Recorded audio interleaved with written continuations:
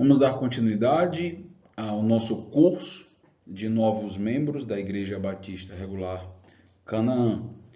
Então, nesse momento, eu gostaria de tocar e falar um pouco com vocês a respeito da história dos batistas.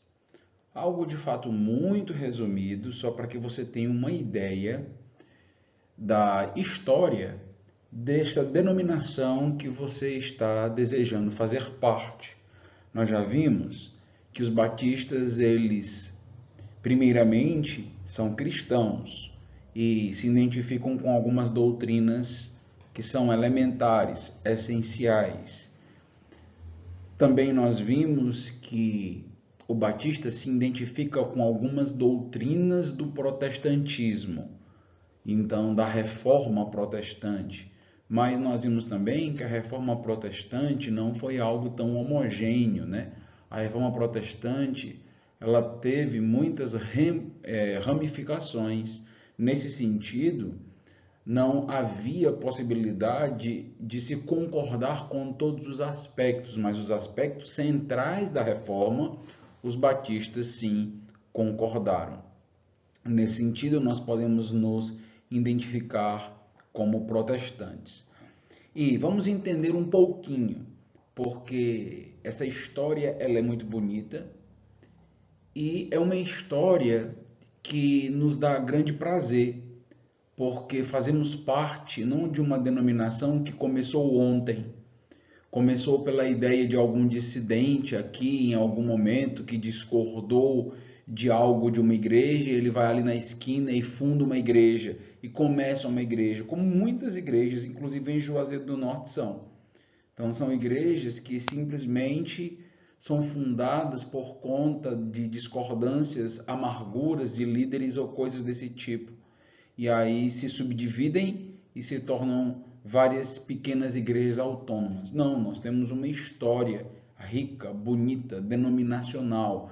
Você está pleiteando fazer parte de uma igreja histórica, isso é muito importante. Então, vamos entender um pouquinho. Os batistas, eles foram influenciados pelo ramo da reforma chamado de anabatistas. Nós já mencionamos, inclusive, isto, que nós não somos procedentes dos anabatistas. Vários pensamentos anabatistas nós discordamos, mas existem, de fato, algumas doutrinas que nós defendemos por influência dos anabatistas nesse sentido. Por exemplo, os anabatistas e os batistas aderiram à ideia do sacerdócio de todo crente, então isso foi muito enfatizado, a responsabilidade de cada um em detrimento daquele sacerdócio eclesiástico que nós já vimos, né? Então cada crente sendo responsável por ler a Escritura, por ler a Bíblia, por cuidar inclusive da sua vida espiritual, né? Já vimos que isso não significa diminuição da igreja, mas colocar uma carga de responsabilidade sobre cada indivíduo. Separação da igreja com o Estado, também isso é uma influência anabatista, e a igreja exclusiva e voluntária, elementos que nós vimos. Então, nesse sentido, nós nos identificamos com os anabatistas, não somos oriundos dos anabatistas, não somos uma ramificação dos anabatistas, mas de fato nós defendemos algumas ideias que se encontram lá. Eu estou enfatizando isso porque em algum momento você pode ouvir, os cristãos, eles são anabatistas, e alguém começaram a falar de práticas radicais que aconteciam dentro do movimento anabatista e começaram a dizer então que nós também somos adeptos a práticas radicais assim. E nós dizemos, não, não é bem assim. Nós nos identificamos basicamente com essas doutrinas que acabamos de mencionar aqui. Até mesmo os anabatistas discordarem do batismo infantil, eles tinham uma posição bem diferente da nossa, do porquê os batistas discordam do batismo infantil. Então, os anabatistas chegaram a dizer que as crianças não precisavam de batismo porque elas eram puras, porque elas não tinham pecado e coisas desse tipo. Então, essa não foi a defesa batista. Nesse sentido, nós, por exemplo, não concordamos com os anabatistas. Então, é importante fazer essa diferenciação histórica, até para você entender e conhecer um pouquinho sobre isso, né? Então, os batistas, eles vão surgir, então, bem depois. Os batistas, eles surgem no início do século 17. Então, só dá para falar realmente de batistas a partir do século 17. Então, nós temos os batistas dentro daquele contexto ali da igreja inglesa. Então, na Inglaterra, foi estabelecida a igreja anglicana. Havia uma luta por poder. Então, havia uma luta, inclusive, com a igreja católica. A igreja católica e o imperador Henrique VIII. Então, Henrique VIII desejava, então, que seu casamento com uma outra mulher fosse reconhecido. Eu não vou entrar aqui em muitos detalhes, mas há uma cisão ali com a igreja católica, e aí nós temos a igreja anglicana, que também está ligada ao Estado naquele contexto. Então, a partir dali, então começaram a surgir grupos que não aceitavam essa ideia de uma igreja vinculada ao Estado. Quer fosse a Igreja Católica Apostólica Romana, quer fosse a Igreja Anglicana, mas alguns grupos estavam muito incomodados com a interferência do Estado na igreja e essa ligação tão estreita entre igreja e Estado. E começam então a reivindicar contra esse relacionamento. Esses grupos, chamados e conhecidos na história como grupos separatistas, porque desejavam separar a igreja do Estado, eles começaram então a ser perseguidos. Então, muitos foram multados, foram presos, foram mortos. Por quê? Porque havia vantagem da igreja dominar, ou do Estado, melhor dizendo, dominar a igreja. Nesse relacionamento de mão dupla, a igreja se beneficiava do Estado e, ao mesmo tempo, a igreja fortalecia o Estado. Então, esse grupo que começa a reivindicar que deve haver uma separação entre igreja e Estado, então estava acabando uma harmonia que havia ali na Inglaterra. Então, muitos, então, dentro dessa perseguição, começaram a fugir e sair da Inglaterra. Então, aqui eu tenho um quadro que talvez facilite, né, para você entender um pouquinho a respeito de como funcionava, né? Então, nós temos aqui a igreja primitiva, fundada ali, né, em Atos capítulo 2.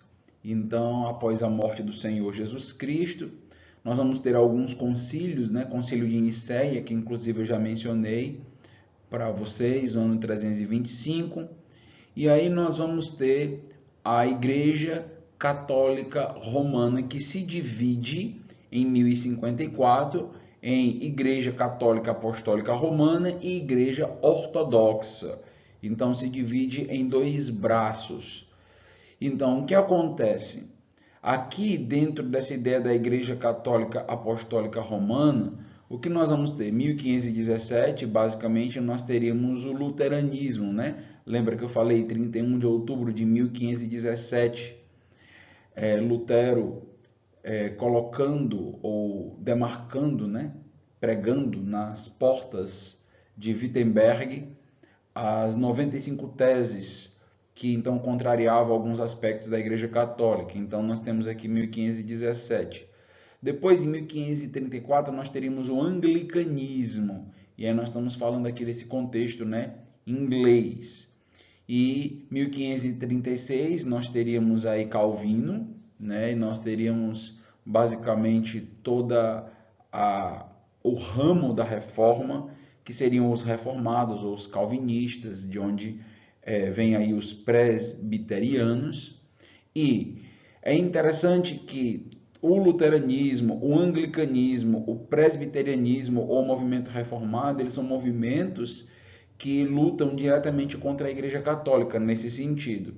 Perceba que o batista, ele não está diretamente em combate com a Igreja Católica, ele vem do anglicanismo. o movimento anglicano, sim, ele tem essa disputa com a Igreja Católica na Inglaterra. A partir do anglicanismo, nós temos então os batistas. Então, os batistas, eles eram esses separatistas que não concordavam então com a igreja estatal, e aí há uma divisão, há uma quebra no anglicanismo desses grupos aqui que se levantam então contra aqueles que defendiam a igreja estatal. Então é importante perceber, né, que nós somos este avanço dentro desta linha cronológica, não diretamente do combate à igreja medieval católica, mas já um desdobramento da reforma. Então aqui a luta já está não tanto com a Igreja Católica em si, mas uma igreja reformada que deseja estar ao lado do Estado. E a Igreja Batista então começa a se levantar e surgir a partir disso, naquele contexto inglês, como eu já mencionei para vocês. Então, um grupo destes separatistas ingleses acabou migrando para a Holanda. E em 1609 nós temos a origem do que seria a primeira igreja batista na Holanda. Então aqui nós teríamos, de fato, início do século XVII, a primeira igreja batista, advinda dos separatistas ingleses, que ainda não era igreja batista, mas está se formando agora ao redor desse distintivo, né, e se chamando batista. Então aqui surge as igrejas batistas, basicamente na Holanda, advinda desses separatistas ingleses. Então nota, 1609, quando você pensar, eu faço parte de uma igreja batista, você tem que lembrar que nós surgimos lá no início do século XVII, nós estamos no século XXI, então século XVII, XVIII, XIX, XX e XXI. Então, nós estamos falando de muitos anos, né? Então, 5 séculos, então, não numa ideia que aconteceu ontem, há 10, 5, 15 anos. Então, muito importante entender que somos uma igreja histórica nesse sentido. E deve trazer prazer a nós. Um grupo, então, foi para a Holanda. Em 1609, como eu mencionei, nós temos a primeira igreja batista na Holanda. E uma parte desse grupo vai voltar para a Inglaterra depois de um tempo. Então, os batistas, fundados agora ali na Holanda, eles vão voltar para a Inglaterra, de onde teriam fugido num primeiro momento de grande perseguição.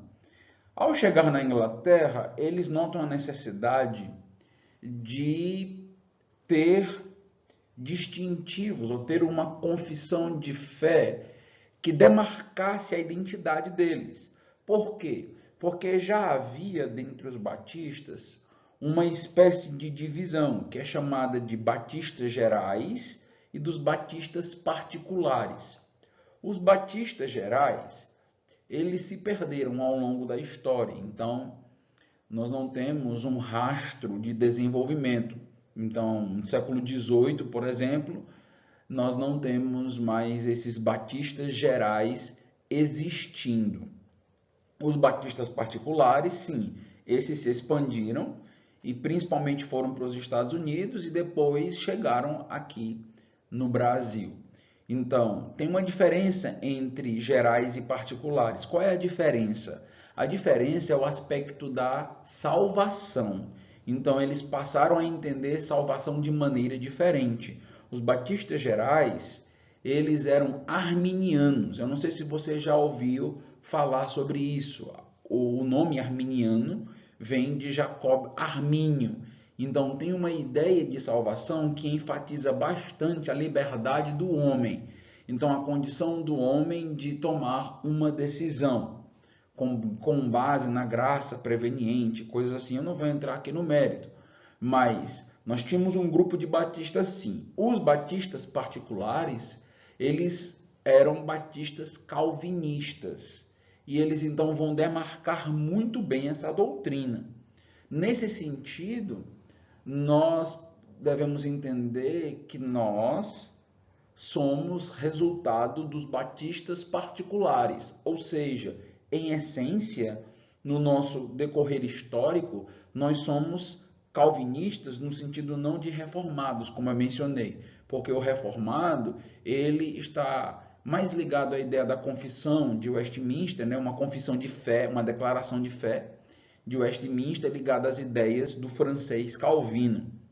Mas aqui a ideia basicamente seria de que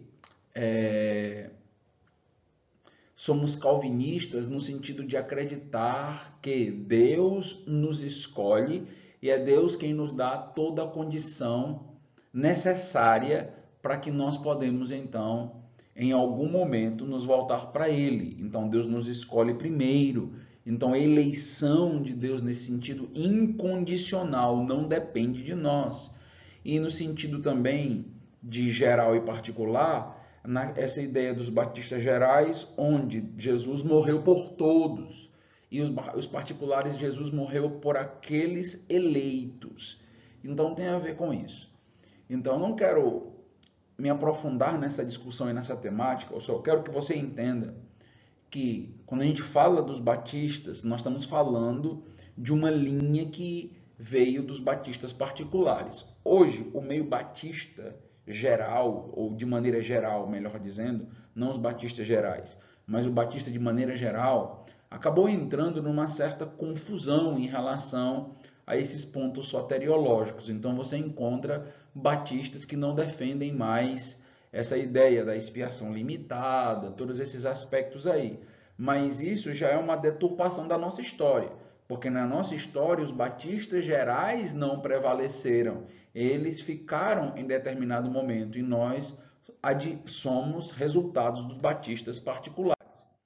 Então, uma maneira de lembrar e pensar sobre isso é a partir de uma carta circular que foi enviada às igrejas batistas na Inglaterra e no país de Gales. Lembra? Aqueles batistas que chegaram na Holanda voltaram para Inglaterra, ou uma parte deles. E eles, ao chegarem lá, por conta de algumas controvérsias com anabatistas e com esses batistas gerais, eles sentiram a necessidade, então, de se reunir em assembleia e ter representantes das igrejas para uma reunião em Londres. Isso acontecendo em 1677. Uma confissão conscientemente foi modelada, a Confissão de Fé de Westminster, foi aprovada e publicada. Ela, desde então, nasceu com o nome da Segunda Confissão de Londres. A primeira Confissão de Londres foi emitida por 7 congregações batistas em 1644. Então, o que nós temos, né? Nós teríamos então que o prefácio dessa publicação original de 1677 dizia o seguinte: agora, muitos anos desde que muitos de nós nos percebemos sobre uma necessidade de publicar uma confissão de nossa fé, para a informação e satisfação dos que não entenderam completamente quais são os nossos princípios, tendo entretido preconceitos contra a nossa profissão. Então, nota, a ideia de ter uma confissão batista era justamente para quebrar algumas ideias erradas e sanar alguns preconceitos contra a ideia do batista. Só para ficar claro, a Confissão de Fé dos Batistas de 1677 não é a Confissão de Westminster. Elas estão em consonância uma com a outra. Elas são muito parecidas nesse sentido, porque elas combatem alguns aspectos importantes, principalmente na soteriologia, mas aqui é uma confissão tipicamente batista. Lembra que a Confissão de Westminster é uma confissão reformada, ligada então aos calvinistas, que seriam ali, nesse sentido, os presbiterianos. Então, essa confissão foi desenvolvida primeiramente em 1643. Então, lá em 1643, 7 congregações se reúnem em Londres e nós teríamos ali uma espécie de esboço da primeira confissão, de confissão batista. Em 1644, essa confissão ela é importante. Por quê? porque ela está de maneira muito clara afirmando e deixando claro que nós não viemos dos anabatistas. Foi um dos propósitos. Então, esses primeiros batistas estavam conscientes de que a Confissão Batista Calvinista de 1644 ela antecedeu a Confissão Presbiteriana de 1646, que seria então a Confissão de Westminster.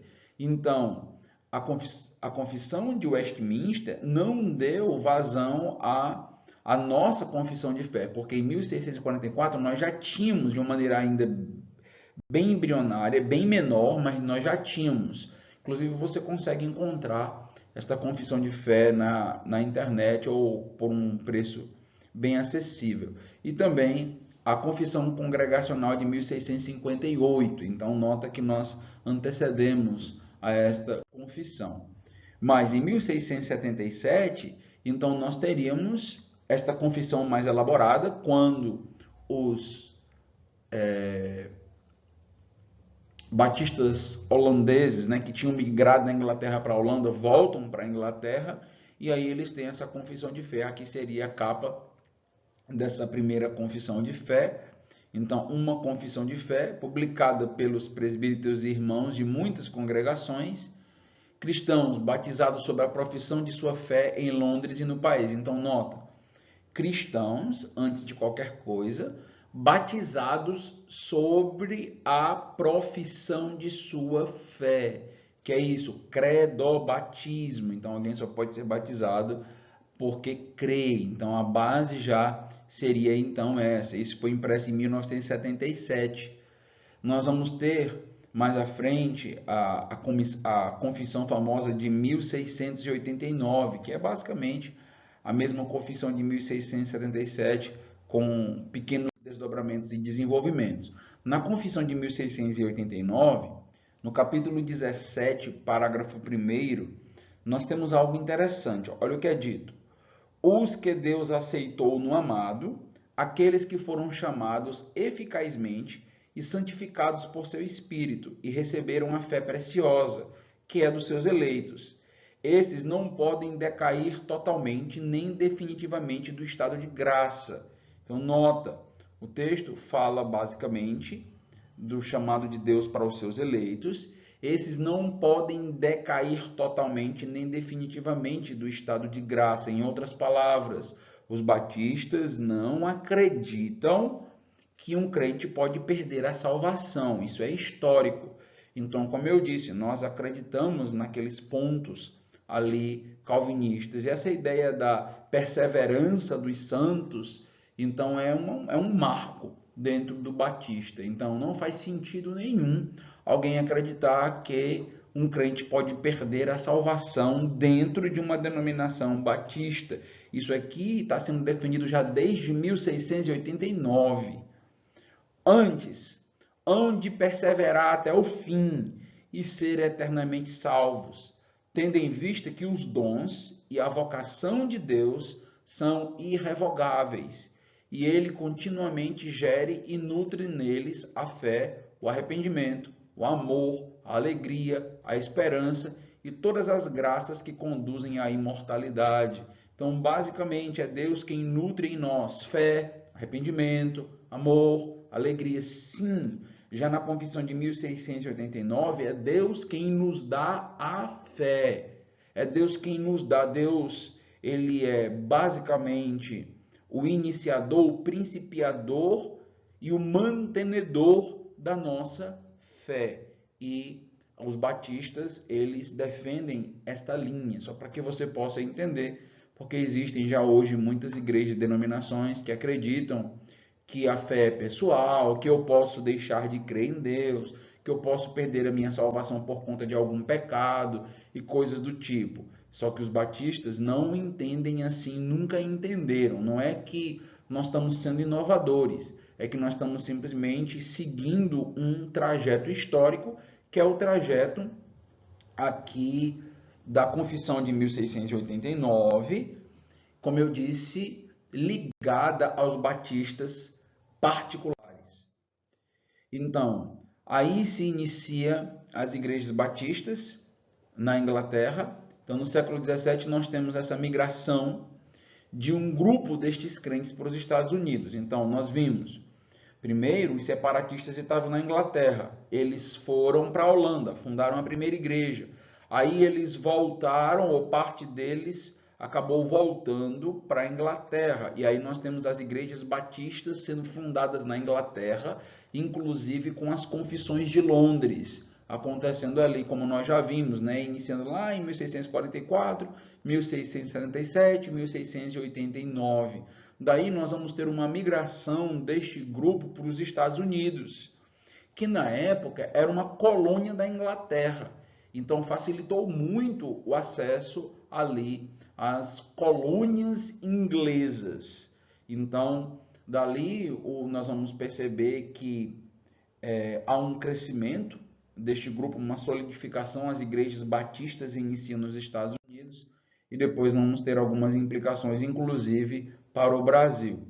Então, se inicia as igrejas batistas ali nas 13 colônias dos Estados Unidos, e é dos batistas americanos que nós temos a chegada ao Brasil dos primeiros batistas. Então, os primeiros batistas chegam ao Brasil ainda no século XIX. Então, no Brasil Império, ainda quando ele era governado por Dom Pedro II. Então, no Brasil, nós já temos um lastro enorme. Nota, século XIX, ainda no período de Dom Pedro II, os batistas chegam. Em 1871, então, foi fundada em São Paulo a primeira igreja batista do Brasil. E tinha uma peculiaridade nessa igreja. Ela era composta e fundada por apenas batistas americanos. Então, os cultos aconteciam todo em inglês, até porque era proibido, naquele contexto ainda, o proselitismo, por causa do catolicismo. Então, dos jesuítas. Então, ali é fundada a primeira igreja batista no Brasil, mas uma igreja brasileira composta de imigrantes, de missionários americanos, mas oficialmente seria em São Paulo, 1871. Em 1882, com a chegada dos missionários americanos, nós temos então essa primeira igreja batista, que vai ser fundada agora em Salvador. Então, em 1882, os missionários eles avançam, chegam a Salvador, e em Salvador nós teríamos a primeira igreja batista em 1882. Não mais uma igreja apenas de missionários americanos, com cultos na língua inglesa, mas agora em português.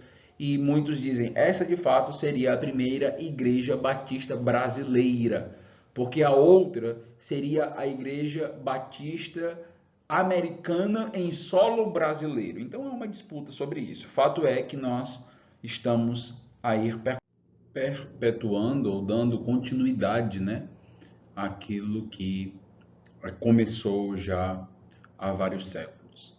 Espero que a história ela possa te ajudar a entender o valor de uma igreja que tem sustentação, que tem base, que tem fundamentos, e nós queremos avançar a partir disso para as associações. Então estamos percebendo os batistas, mas esses batistas estão chegando no Brasil, mas vai haver um movimento nos Estados Unidos, e esse movimento ele vai ser chamado de movimento fundamentalista, que vai combater o liberalismo, e a partir deste grupo específico, nós temos um grupo de batistas que se desvencilharam nos Estados Unidos, e um grupo específico chega ao Brasil e também batista, né, se desvencilhou por entender que os batistas eles tinham perdido um pouco essa ideia do lastro, do que seria relevante e de tão importante nessa luta contra o liberalismo. Chega ao Brasil, se associa, e aí nós temos então as igrejas batistas regulares. Vou falar um pouquinho mais disso aí na próxima aula, concluindo todas estas aulas históricas para você entender então a igreja que você faz parte. Então espero que você esteja aproveitando, gostando, anotando qualquer dúvida, tá bom? Deus abençoe, até mais.